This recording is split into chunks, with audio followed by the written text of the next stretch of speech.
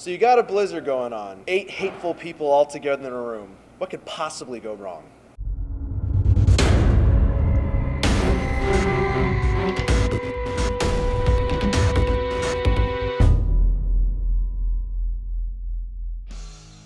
We're here tonight at Brennan Theaters watching Hateful Eight, the 8th film by Quentin Tarantino. I'm gonna be honest with you guys, I'm not a huge Quentin Tarantino fan. Sorry, said it, it's out there. I've only seen, I think, one of his movies, which is Django Unchained. I haven't seen any of the other ones. Going into this, I had really no expectations. It's kind of like, all right, I guess, it's the first movie of the year, gotta do it. The movie started off really slow. It was like 5, 7, 10, 13 minutes of like a horse-drawn carriage ride. And then they slowly start throwing in your characters one by one. You get to know this one, you get to know this one. So I'm like, okay, it's getting a little interesting. I'm intrigued. I'll finish this out. Then we get to the whole cabin and you get them all in there. So you're like, okay, now there's a bunch of this and plot twists and turns. You think you got it figured out, but you really don't. I do know from what people have told me, Quentin Tarantino has a gore style where it's like, it's gory, but at the same time, it's not really like realistic, but it kind of is. And it kind of like does this fade in and out. That was actually entertaining. The last probably 20 minutes of the movie was where for me was the payoff. I was like, it's about damn time. This fucker is 3 hours long, and now we're finally getting to the resolution, which I appreciated. The music drove me a little crazy. There's certain moments in the movie where the music's going, and then it's building up, and then it just cuts. I'm like, what? Okay, maybe someone on the editing floor fell asleep. I don't know. The movie's solid. I'd say go see it. If you're a huge fan of Quentin Tarantino, you're probably gonna love it. If you like Westerns, you're gonna love it. If you like Samuel L. Jackson, you're gonna love it. It's entertaining. Take a group of people.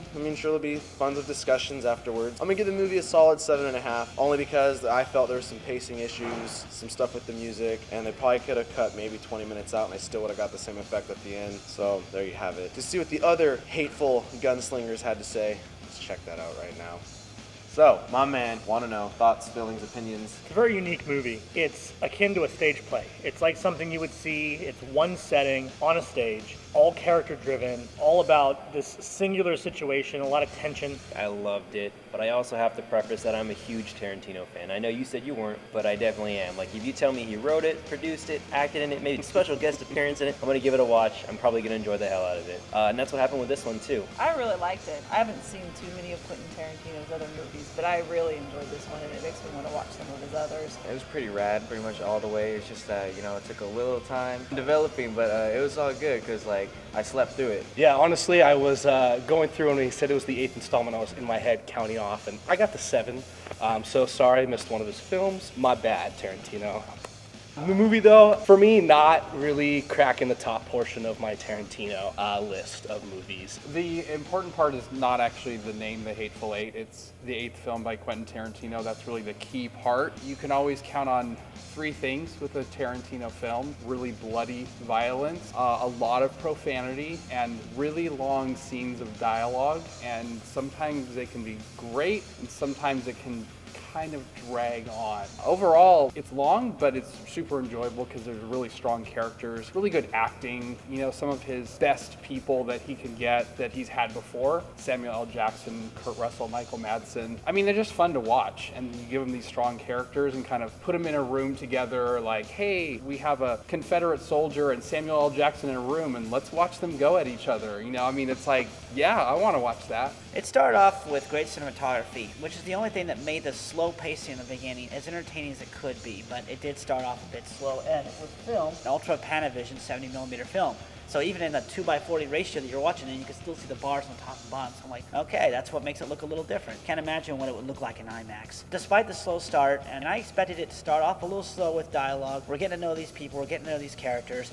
Fantastically written screenplay, fantastic acting. Samuel L. Jackson heads it up with fantastic, I don't have the right adjective word for it, but he's great. And this is his first leading role he's had in quite a while. I really liked it. I thoroughly enjoyed it. I know, I think my one complaint is, like a lot of people were saying, it did start off pretty slowly, but the acting in it was so great. Samuel L. Jackson, Kurt Russell, they were so good. It kept me intrigued the whole entire time. If you're gonna go see it, and you think it starts off slow, hang in there because it does pick up, I promise you. I thought it was really good. After seeing Django, I was like, I can't wait to see what Quentin Tarantino does next. When I found out he was doing another Western, I was like, okay, cool. I'm glad to hear that. The acting and the characters themselves is what drives this movie.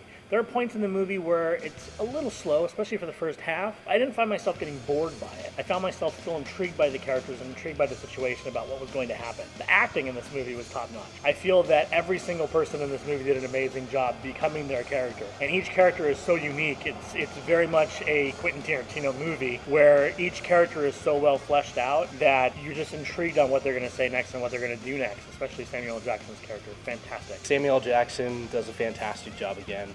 Just like in Django, you love him, you hate him, you want him to die, you want him to live, you want him to do everything. He plays his character, puts his entire soul into it. Classic Tarantino, gotta love the gore, getting in everybody's, face with it, fantastic. Other than that, I thought the movie could have done without a couple portions of it. I don't think he needs to go through and explain the entire plot. I think as a viewer, you can gather from that.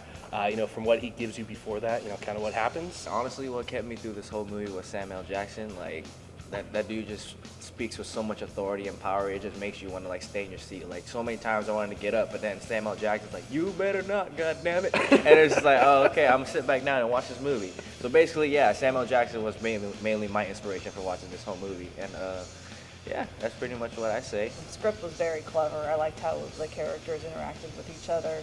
The cinematography was gorgeous. There's just some really nice camera work, and I like the musical score as well. The entire movie, you're just like, hey, cool, this is nice.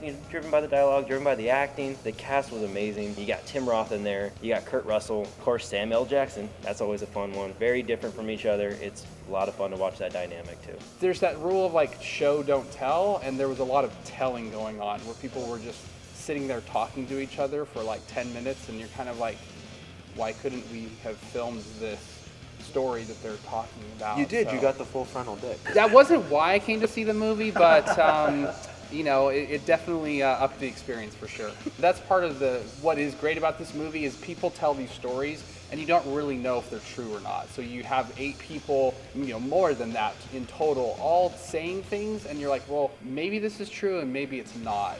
And finding out what things are and what things aren't, and even not knowing at the end totally actually makes it very engaging. The cinematography was great. The acting was awesome. You get the stuff you're expecting in a Tarantino film, like good dialogue. You get the gore that you wanted. You get the profanity that you're expecting, especially from Sam Jackson. I thought it was good. I know earlier the script got leaked and Tarantino scrapped the film and he wasn't gonna do it, but then eventually decided, hey, I'm gonna do the movie after all, and I'm glad he did because I really enjoyed it, and if you go see it, I really think you're gonna enjoy it too.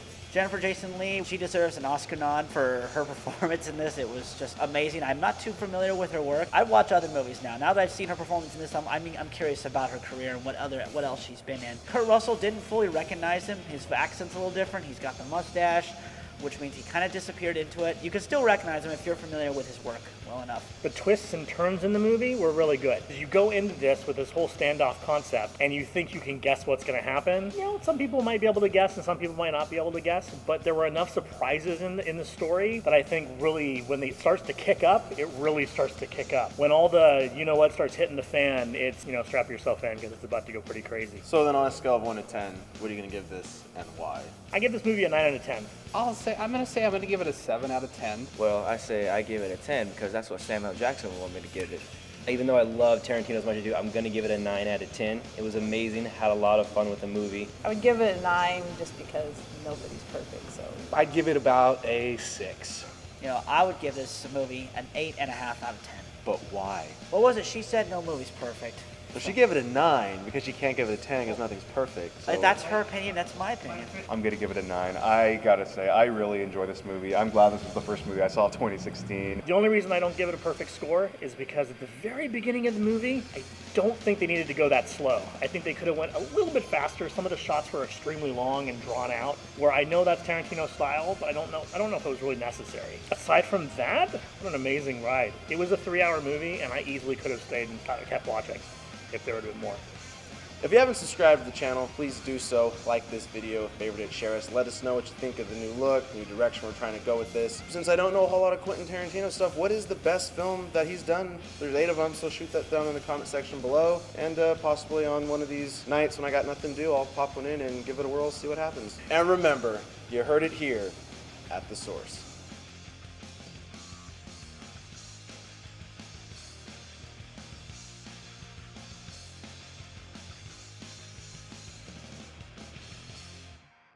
Just so everybody knows, the best movie of 2015 was not Star Wars. It was Jurassic World. I said it. Yeah, which one broke the record for? I don't give a It's overhyped.